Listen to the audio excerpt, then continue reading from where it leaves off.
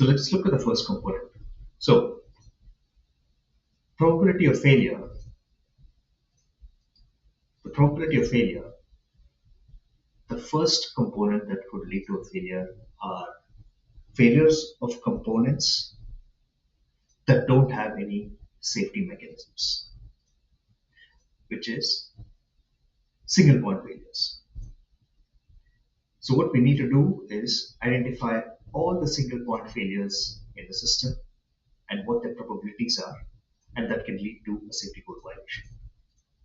So it could be that you have in a system, you have sensor 1, there are no diagnostics around sensor 1 because it's not possible to have diagnostics. Then we need to identify what is the overall failure rate of this sensor 1 that can lead to a safety code violation. That's what lambda-SPF is. The second part is lambda-RF, which is RF stands for residual failures. You might have components in a system for which diagnostics are available. However, there may be certain failure modes which these diagnostics do not cover. Those diagnostics which are uncovered constitute the residual failures. So it could be that sensor 2 is being diagnosed by another sensor, sensor 3, but there are some edge cases that cannot be detected by sensor 3, could go undetected, and that could lead to a safety goal violation. We need to identify what is the probability that we have those small failure modes. They constitute lambda RF.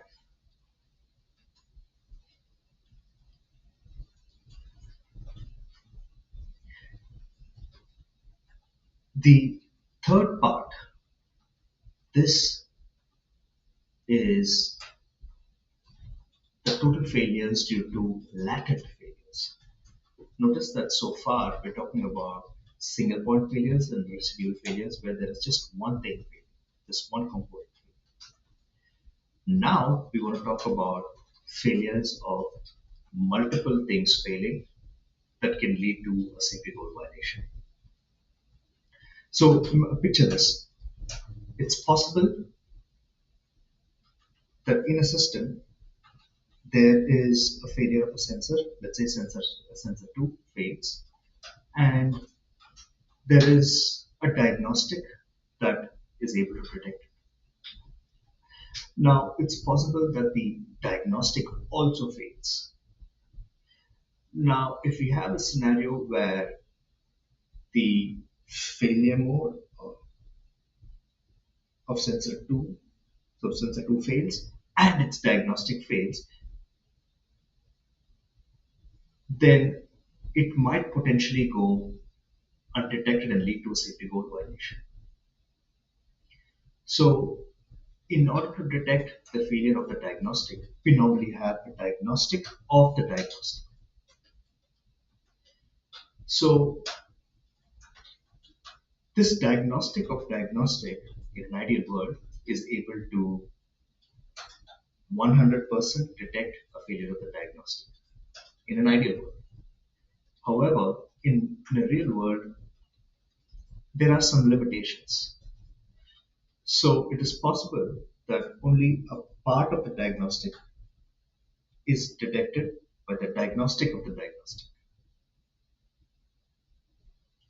So what this means is there's a failure of a component, let's say sensor S2. It's supposed to be detected by a diagnostic, but the diagnostic fails. And the failure of the diagnostic is supposed to be detected by another diagnostic, but that has its limitations, so that also doesn't catch it. So you see, it gets passed on, and that can appear as a hazard. The probability of this happening is very low because we're talking about a failure of a component, we've got failure of a diagnostic, and it's not being detected by the diagnostic of the diagnostic. What is this probability? That is determined in terms of lambda DPF that is detected which represents the failure modes of the component that is supposed to be detected by a diagnostic but does not get detected. And then lDPF latent, which represent what is the diagnostic capability of the diagnostic. And T lifetime represents the overall lifetime of the vehicle.